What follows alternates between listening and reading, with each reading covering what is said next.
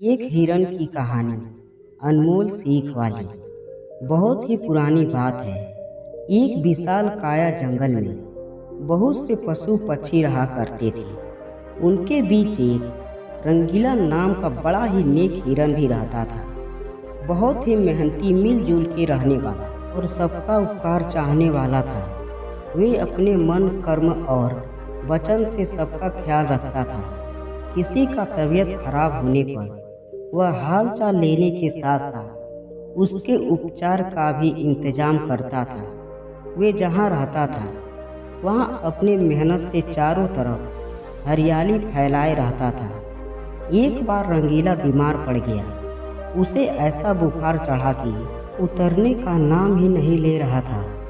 उसने तुरंत कुछ जड़ी बूटियाँ खाई, लेकिन कोई फायदा नहीं हुआ। उसकी बीमारी की खबर पूरे जंगल में फैल चुकी थी, लेकिन उसे देखने के लिए कोई भी नहीं आया। तब उसका मन ज़्यादा मुरझा गया। उसे उठा नहीं जा रहा था।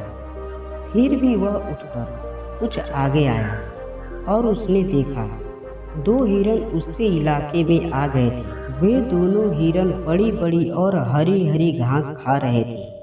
उन्होंने जब रंगीला को देखा तो मुस्कुराने लगे और बोले, अरे रंगीला, कैसी है तुम्हारी तबीयत? हम तो तुमसे ही मिलने आए हैं, तुम्हारा हाल चाल जानने आए हैं। दूसरा हिरन, हाँ रंगीला, हमने सुना है तुम्हारी तबीयत बहुत खराब है। हमसे रहा नहीं गया, इसलिए चले आए हैं।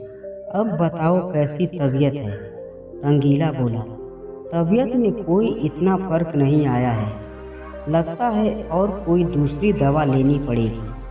वे हिरन, हाँ हाँ, अच्छी दवा लेना, अपना ख्याल रखना, तुम आराम करो, हम चलते हैं। रंगीला मुड़कर अपने अड्डे की तरफ चला और इधर यह दोनों हिरन फिर से रंगीला के इलाके की हरी हरी घास खाने लग गए। उन दोनों में से एक हिरन बोला, इस जगह के बारे में जितना सुना था उससे भी अच्छा पाया। रंगीला ने बड़ी मेहनत से ये गुलशन सजाया है। चारों तरफ हरियाली ही हरियाली है। देखकर और खाकर तबीयत हरी हो गई। कल रंगीला से मिलने के बहाने फिर आऊँगा। वहीं पर दूसरा हिरन बोलता है, मुझे रंगीला की तबीयत से क्या लेना देना, मुझे तो इस इलाके की हरी हरी घास खाना है। मैं भी तुम्हारे साथ कल आऊँगा। दोनों हिरन का जब पेट भर गया तब वह वहाँ से चले गए। अपने इलाके में जाने के बाद वे दोनों हिरन रंगीला के इलाके की हरी हरी घास की बहुत तारीफ करने लगे और बोले, अरे भाई, क्या यहाँ सूखी घास खाते पड़े हो? जाओ रंगीला के इलाके में, वहाँ चारों तरफ हरियाली ही हरियाली है। वहाँ जाओ, रंगीला का हाल चाल पूछो और पेट भरकर हरी हरी घास खाओ। और दूसरा हिरन बोला, रंगीला बहुत अच्छा है, बड़ा नेक है। उसको बीमार पड़ने पर भी हमें हरी हरी घास खाने को मिल रही है। इससे अच्छी बात भला क्या हो सकती है? बहुत सारी हिरन की टोली बन गई। फिर सब रंगीला का हाल चाल पूछ के रंगीला के इलाके में पहुंच गए। पहले तो रंगीला को इस बात की बड़ी खुशी हुई कि मुझसे सब मिलने आए हैं, लेकिन उसके बाद का नज़ारा देखकर उसका सर ही चकरा गया। सारे हिरन उसके इलाके की घास खाने में जुट गए थे और कुछ हिरन तो फल भी खा रहे थे। उन हिरणों के पास सर उठाकर इधर उधर देखने की भी फुर्सत नहीं थी। रंगीला बेचारा मन ही मन सोचने लगा कि यह लोग मेरे पास 2 घड़ी भी नहीं रुके और घास खाने के लिए जुट गए।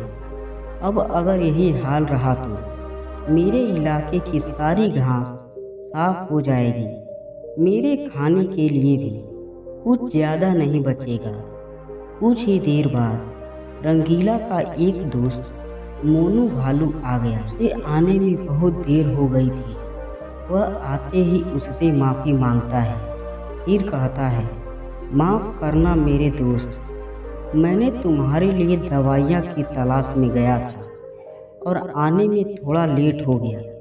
रंगीला ने दवाइयाँ खाई और उसे कुछ समय बाद आराम मिलने लगा। उसका दोस्त मोनू उसके साथ रुका रहा। 2 दिनों के बाद रंगीला की तबीयत बिल्कुल ठीक हो गई, लेकिन उसके खाने के लिए ना कोई फल बचा था और ना कोई घास बची थी। उसकी सारी मेहनत पर पानी फिर गया था। वो बेहद उदास हो गया। फिर उसका दोस्त मोनू बोला, दोस्त रंगीला, जानता हूँ यह मतलब का संसार है। ज़्यादातर सब दोस्ती का दिखावा करते हैं, सब अपने फायदे की सोचते हैं। तुम चिंता मत करो, हम दोनों मिलकर फिर से गुलशन सजाएंगे। और मुझे बहुत दूर जाना पड़ा। दवाइयाँ तो मिल गई, लेकिन आने में देर हो गई। ये तुम खा लो और जल्दी से ठीक हो जाओ। कहानी की सीख। इस कहानी से हमें सीख मिलता है कि मन में कपट रखने वाले मित्र दुश्मन से भी ज़्यादा खतरनाक होते हैं। दोस्तों, ये कहानी आपको कैसी लगी? कहानी पसंद आया तो वीडियो को लाइक और चैनल को सब्सक्राइब जरूर करें।